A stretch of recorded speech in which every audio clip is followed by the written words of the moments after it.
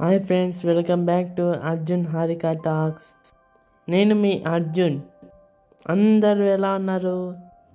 చాలా బాగున్నారని అనుకుంటున్నా.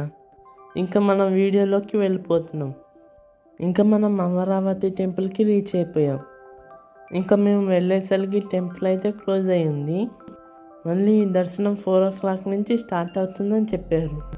అప్పటికి 2 అవుతుంది టైం. ఇంకా టెంపుల్ అంతా తిరుగుతూ చూస్తూ ఉన్నాం. టెంపుల్ అయితే చాలా విశాలంగా చాలా బాగుంది. ఈ అమరావతి పంచరామ క్షేత్రంలో ఒకటి అని తెలుసు కదా మీకు.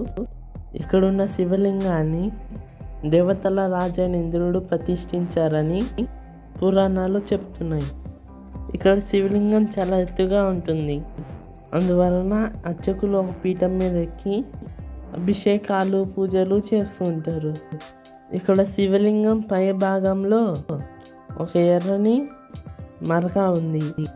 ఆ మరకే రక్తపు మరక అని చెప్పారు. శివలింగం రోజుకి బాగా ఎత్తుగా పెరుగుతుండడం వలన దాన్ని ఆపేందుకు ఒక మేకును శివలింగం తల మీద కొట్టడం జరిగింది అంటారు. అలా పైగా భాగంలో ఆ రక్తం మరక ఇప్పటికీ ఉంది.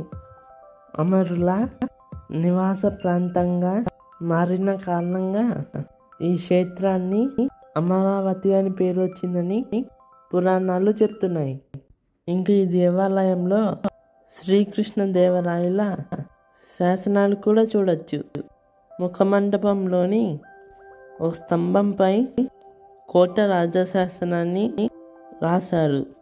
ఇంకా మేము ముందుకు వచ్చాం కదా, చుట్టూ తిరిగి ఒక చోట కూర్చున్నాం. ఇంకా అక్కడే కొద్దిసేపు ముచ్చట్లు చెప్పుకుంటూ కాలక్షేపం చేసాం.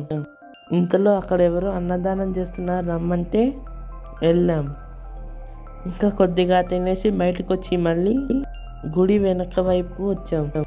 ఇంకా ఆ రోజు సంక్రాంతి పండగ అవటం వల్ల ఇలా ఉప్పుతో రకరకాల ముగ్గులు వేశారు. ఇంకా అవన్నీ చూసుకుంటూ వెనక కృష్ణా నది దగ్గరికి వెళ్తున్నాం. ముగ్గులు అయితే కర్రల ఉప్పుతో చాలా బాగా వేశారు. మనం కలర్స్తో వేసుకుంటాం, వీళ్ళు ఉప్పుతో వేసారు.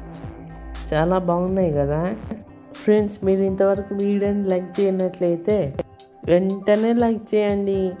అలాగే కొత్తగా ఎవరైనా వ్యూ చేస్తే సబ్స్క్రైబ్ చేసుకోవటం మర్చిపోకండి. అలాగే పక్కనున్న బెల్ ఐకాన్ని క్లిక్ చేయటం మర్చిపోకండి. ఇక్కడ 1980లో పుష్కరాలు జరిగే సమయంలో మనం చూస్తున్న ఆలయ ద్వారం ఇంకా గాలి గోపురం చాలా చిన్న దూరంగా ఉండేవి. ఆ సమయంలో వాటన్నింటినీ మళ్ళీ కొత్తగా నిర్మించారు. దానికోసం పునాదులు తీసినప్పుడు ఆ తవ్వకాల్లో బౌద్ధ సంస్కృతికి చెందిన అనేక పాలనాటి సింహాలు కనిపించాయంట. మ్యూజియంలో కనిపిస్తున్న నంది అప్పుడే దొరికిందంట. ఇంకా మేము కృష్ణా నదిలోకి వచ్చి కొద్దిసేపు ఆడుకున్నాం. అక్కడ వాటర్ అంతగా బాగాలేదు. ఇంతలో 4 o'clock అయింది. దర్శనం కోసం క్యూలో నిలబడ్డాం. ఎక్కువ మంది లేరు కానీ క్యూ మాత్రం స్లోగా వెళ్ళింది. ఆ రోజు ఒక 30 minutes అలా పట్టింది మాకు దర్శనం కంప్లీట్ అవ్వడానికి. ఇంకా గుడి లోపల మొదటి ప్రాకారంలో ప్రణవేశ్వరుడు జ్వాలాముఖి కనిపిస్తారు. మధ్య ప్రాకారంలో వినాయకుడు, కాలభైరవుడు, కుమారస్వామి, ఆంజనేయ స్వామి ఉంటారు. ఇంకా ధ్వజస్తంభం దగ్గర సూర్య భగవానుడు ఉన్నారు. ఇంక అందరినీ దర్శించుకొని కిందికి వచ్చాం. ఇంకా ఇక్కడికి రావాలంటే బస్సులు విజయవాడ నుంచి గుంటూరు నుంచి ఉంటాయి. అంతే friends, thank you for watching. Take care, bye bye, see you for next time.